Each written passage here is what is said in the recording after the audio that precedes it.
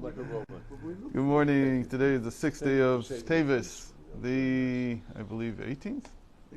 18th of December.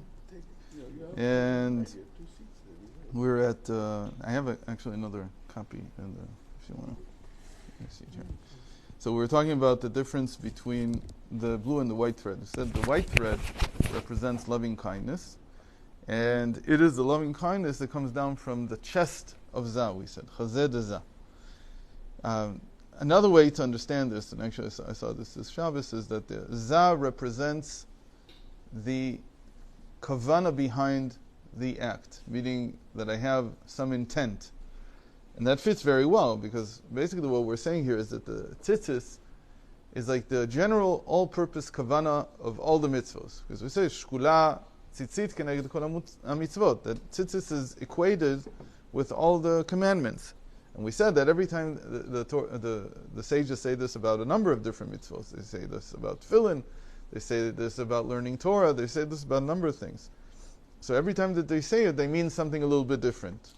What do we mean here? We said that tzitzis, because it is a garment also, so let's think about the garment. The garment is covering the torso, and the threads are going down below the, what do you call this? The hips into the legs.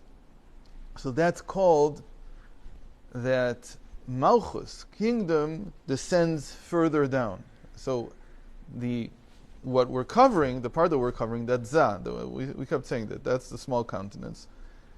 And what does it represent? So we said in the person, in the psyche, it represents my image of God in me and so on. Here, the simple understanding is that it represents the kavana I have when doing a mitzvah. The intent that I have while doing any other commandment, including tzitzis itself. The beauty of it is that we don't know the intents. We don't know what the real reason is. Right? To say an intent, to say kavana, is like to say, what is the reason for doing this? And we said we don't know. But because tzitzit is special, because we have this encompassing light in the garment itself, because the garment is encompassing us, then we have some inkling of what the reason is, or through that we get an inkling, or at least a feeling that there is meaning behind everything that we do. Otherwise, we're left, like we said, okay, a person puts on tefillin, and he doesn't know anything. He doesn't feel anything. The mitzvah doesn't do anything. You don't feel anything. We don't have an experience of it. And it all remains an encompassing light. So by donning the tzitzis, by having the tzitzis on, it's like we have some connection to the general kavanah, the general reason behind all of the mitzvot that we do. And then this general reason, like we said, comes down in a contracted form through the threads. It comes down into what? Malchus represents always action. So we have the intent behind the action and the action itself. So from the intent, which is the encompassing light, we get, through these small conduits, a little bit of an inkling of what it is, why it is that we're doing what we're doing. So it adds a dimension of intent to all the mitzvot that we do. And that's what the sages meant when they said, to all the mitzvot. That's why the sages said that it is equated with all the mitzvot. But within the conduits, within the threads, we have two types. We have the white and the blue. The white represents, what he said here, is like the hairs that are white. And so that is a revelation of the intent, of the kavana. But we said, but the Techelet, we ended with this last time on Friday, the Techelet, the blue thread, which we don't have today, it represents might. Okay? And now we'll explain. So that's missing now? That's missing now. Let's see why. The simple reason that the Rebbe Rashab wrote about this, why we don't have the blue thread now, he said that because we're in exile, and the blue is royal. So the blue is not just any kind of might. It's not just any kind of gvurot. He says this is the gvurot, but think about it, it's going down into the action. So it's the gvura, it's the might from which kingdom is built. Malchus is built from gvurot. We said that what's the saying in the Zohar? Let me see if I can remember. Binyan malchut min gvurot. That the construction of kingdom, meaning the construction of the whole call it the edifice of society, the way the society functions, comes from might. There has to be might. It's like we're saying there has to be a police, there has to be a legal system, there has to be something holding society together. So that's called the kingdom in general. And it's built from this might that you have to exercise on society for it to work. So we say that in the state of exile now, we don't want to make the edifice too strong, because eventually we'll have to be replaced by what the Mashiach builds. So if we make it too strong now, it'll be very difficult for the Mashiach to replace it. What we mean, if the edifice, if the foundation of society is too strong now, we won't be able to change. The Mashiach won't be able to change it. It'll be too strong on the people. It's like Morale said, all systems have to collapse. I don't know about collapse, but to be replaced. What you're saying is that they have to get very weak. No, to begin with, we don't want them so strong that when the Mashiach comes, nobody will be able to see the wisdom in what he's saying. It'll be like so entrenched that nobody can move. No, what we have now works to some extent, and it should work. And we say Dina de Malchuta Dina. Right. The law of the land is law. We're not for collapsing it at all. But it has to be eventually replaced, and it will be replaced when the Mashiach comes. And the Mashiach is the political side of redemption. What you're saying. No, not too cemented. That's all. The blue thread would make it cemented. We have here in Eretz Yisrael, we have a government, and it sort of functions. Yeah. We live in a normal society, right. Unlike our neighbors who all live in some crazy type of society. But we live in a normal type of society. Yet still, we say this is not the society we were waiting for. These are not the rules of society that we have been waiting for 2,000 years. So when the time comes, we don't want it to be too strong. We want people to be able to switch from one to another. You're saying it's good now for that. So that's why the blue is not here. That's how the Rebbe Rashab explained it. Wow. Why didn't the Rebbe wear blue? Exactly because of that. First of all, we don't know what it is. We don't have a convincing argument. Blue garments, no blue. Same thing. Why? If you wear blue, when you wear royalty, if you wear something that's royal, so you're strengthening the existing establishment, unless you think you're the establishment, which I don't think they thought. Wow. So the Mashiach will wear something like that, right? But your answer is in the question. Okay, so he gives us a parable to understand a little bit more. That's the Rebbe Rashab's 2 more generations later. Here he doesn't discuss this as far as I remember. He discusses the completely different aspect of this. And he says, we know that in the flame, the Zohar usually identifies in the flame 3 colors. There's the white or yellow, which is the light that's given off. There's the blue, and there's the black. Here he's only going to talk about the white and the blue. The black is the charring. What? Depends on the quality of the oil. If the oil is very, very good, it's not yellow, it's actually white. It just depends on the quality. In any case, so now he says like this: Uperush isha chivra hu atzmiut gavan ha'esh. So the white light, or the pale light that you see in the flame, that is the essential color of fire. Fire is not red, and it's not yellow, and it's not anything. It's really white. Why is it white? Because we say the fire is from the world of Atzilut. It's from the world of emanation. In the world of emanation, the color is white. And the idea really is not even exactly white. What we really mean is like transparent. That in the world of Atzilut, there's no feeling of self. The consciousness of Atzilut, consciousness of emanation, is that there's only Hashem. So like the color associated with that type of consciousness is either white or transparent. It depends on the particular translation, the use of what chivra means. In any case, that is the essential color of the fire. Ve'isha tachla or tichla hu samuch laptila shemishtaned gvan ha'esh mechamad davar acher hanichlal bo. The blue light. Where do you see the blue light? So I said you see 3 really. You see blue and then you see black. The black is on the wick itself. It's the charring of the wick itself. But you see they're black. If you look very closely around it, you'll see that there's black. A little bit higher up, where the flame connects with the wick, there it'll be blue light. Right. Okay?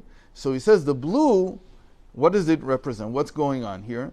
That there's something mixed into the fire. The fire was really white. It became blue and then even black because of the charring, because of the wick that's there. There's something, the fire itself is like something spiritual completely. And the wick is, of course, something physical. So when the flame has to connect, has to hold on to the wick, it changes color. It changes to blue. It can't be the essential color of the flame, which is yellow or white. How do we understand this? כמו כן יובן בעניין ביטול הנמצאים להשם יתברך, עצמיות הביטול דשמה כמו שהוא אין עוד מלבדו, וזהו בעולם האחדות ובגומו אחד. So, like we just said, yellow or the white is in the world of emanation, where the person's consciousness is that there's only Hashem. There's nothing else involved in the consciousness. There's no feeling of self. So because there's no feeling of self, you see the essential color. So if we had to draw consciousness, same thing. We draw that the higher consciousness that we have. It says we still have this. It says in chapter 35 of the Tanya, he quotes from the Zohar, a very important part from Balak, with the child of, what's his name? Rabbi Munna Saba. And there he darshans, he explains the verse, Sheman al roshcha lo yachsar. You should not go without oil on your. You should not lack oil on your head. He says, well, why do you need oil on your head? What's this about? So he says, because you need to think of your body as like a wick. You have to think of your body like this is a wick. People have this statement, burning the candle at both ends. What do they mean? They mean that you're so demanding from yourself that it's like you're a candle and you're being burnt from both ends at the same time. But that is the image of the Zohar. The Zohar sees the body as like a wick, and I'm supposed to use my body, 70, 80, 90, 100 years, however many I get, to burn it for spreading the light of God. That's what I'm meant to do. So he says, it's not enough to just have a body and a flame, because if you only have a body and a flame, that's like having a wick and a flame, and that's not enough, because if you only have a wick and a flame, what will happen? The flame will burn the wick in seconds, and life will be over. In that sense, what he's saying is that you can't really have the flame hold on. To have the flame hold on, you also need oil. You also need a source of fuel. He says the source of fuel is the Torah and mitzvos that you do. They're the source of fuel that connects, that makes sure that the connection happens by itself, but it ensures that the connection is always good, that there's always a permanent connection between the flame and the body and the wick. So we all have, and then he says, what is the flame above your head? The flame above your head is the Shekhinah. That's the divine presence that's on top of you. So you always have to have oil there. To have oil there, every time we mention oil, it means that the person has been engaged in creating fuel for this burning. And the fuel is the Torah and mitzvos that they do. But now, if I would only be fuel and the wick and everything would be perfect, so all you would see would be the fuel burning. When the fuel burns, there's no blue. It's just fire. But when you have a wick in the middle, and we have a wick which is our body, so then you get the blue light. And what that means is that the body introduces into this whole metaphor, into this whole parable, it introduces a sense of self. And because I have a sense of self, I don't burn so well. Instead, I get a blue light. Blue light is not very, you can't use it very well. It doesn't help for looking at it. It doesn't really spread. What really spreads is the white light. So he says the same thing here. So you get the blue light because there's something else involved in the person's consciousness. And that's what we call that the person doesn't have bittul. He doesn't have self-nullification. The fuel itself is self-nullification, but the wick is not. K'moshu ein od milvado. So how we say, by the way, he's the way he says this is Shema. He says Shema is the name of nullification, because 45 is the filling of Hashem's name that corresponds to the world of emanation. So what do we see here? The way he wrote it he wrote it the Shin Ma. So if you think a little bit, you'll see that these are the letters of Moshe. Okay, Shin Ma. And it says that this is how Moshe's name is constructed. We have Mem, a Hey, and a Shin in the middle. The Mem Hey is Moshe's essential quality of Venachnu Ma. We are nothing. He says, I and Aaron, we're nothing before God. Complete self-nullification. Where did the Shin come from? Why does he suddenly have a Shin? So there's different explanations about it. The Medrash says something very interesting about this Shin. It says that this Shin is the three patriarchs. It's Avraham, Yitzchak, and Yaakov. That we see a lot in the Zohar also. That the Shin, like in Shabbat, the Shin is the three patriarchs, and the second part of Shabbat, Bat, daughter, that's the Sabbath itself. In Moshe's name, we have the three patriarchs, and Mem and Hey are Moshe and Aaron. It's not so hard to understand which is which. The Mem is Moshe, and the Hey is Aaron. So we have the three patriarchs, Moshe and Aaron. All together we have 5 figures that come together in Moshe Rabbeinu.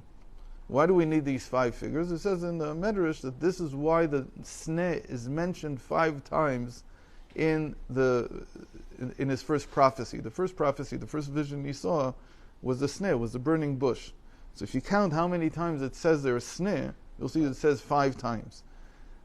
So the Medrash says this corresponds to the 5 times that we have light in the beginning of creation. In the first and second days, and in the first day alone, light appears 5 times. The Sneh, the vision of the Sneh, was like another appearance of the original light that existed when God created the world. So it's a beautiful medrash about this thing.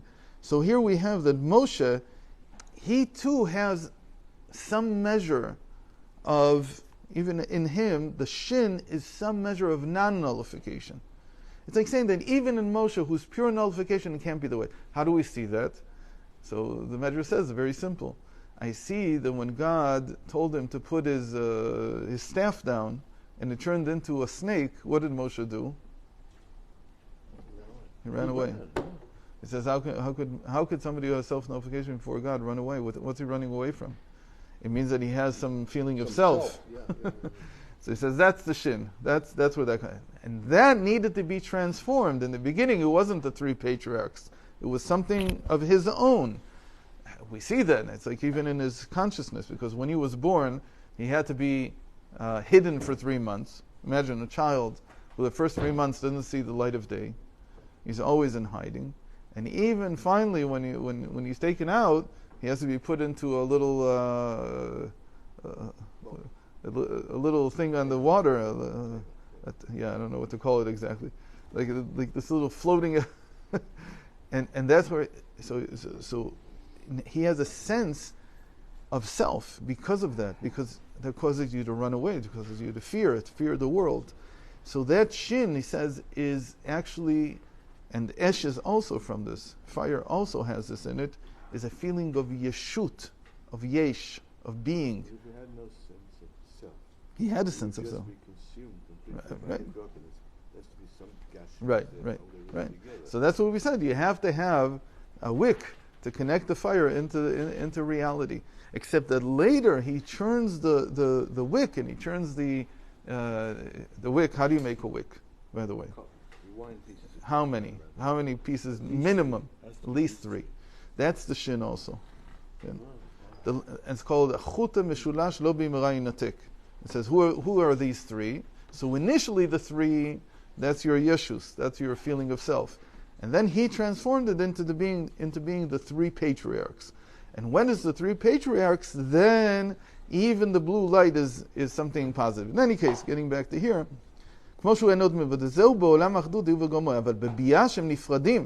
but in the 3 lower worlds, not in the world of emanation, so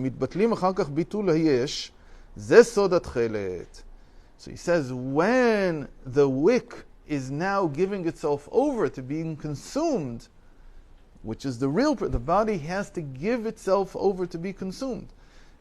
This is a very big lesson, because everybody, you look at the people who are spending all their money, they're very wealthy apparently, and they have nothing to do with their money. So what they're thinking about constantly is, how do I live forever? That's right. And so you've got all this mishagas, especially in California, but everybody who has too much money, they don't know what to do with it.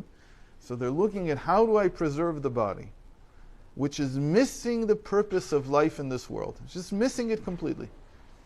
Don't worry about eternal life. You will get eternal life if you do the right thing with the body. If you consume the body and the right things, then the body itself, like he says here, is transformed into light itself. But it's blue light, because you can't have a body that doesn't have any sense of self. It has to. It's not something spiritual. So the very fact that it's consumed, he says, that is the purpose of the body. You have to use it. Don't worry. It's like you see the people are afraid, if I don't get 8 hours of sleep, I'll die too young, or if I don't eat enough, or all these things. It's all nonsense. The body lives off of the purpose of the body, what it really, where it really shines, let's call it, where its essence is really shown, and that's the blue light, is when it's being consumed by spirituality. Or as the Rebbe used to say it, the purpose of a Jew is to transform the physical into the spiritual. We take the physical, we transform it into the spiritual. Somebody comes and says, I need to preserve myself. I can't wake up early. I need to preserve myself. I can't go help someone else because I need to use all my energy for myself, and so on. All these things. So they're not using the body for the right purpose. And because of that, the body is not being consumed. It's not being transformed even into blue light. And that's what he says here needs to happen. And that's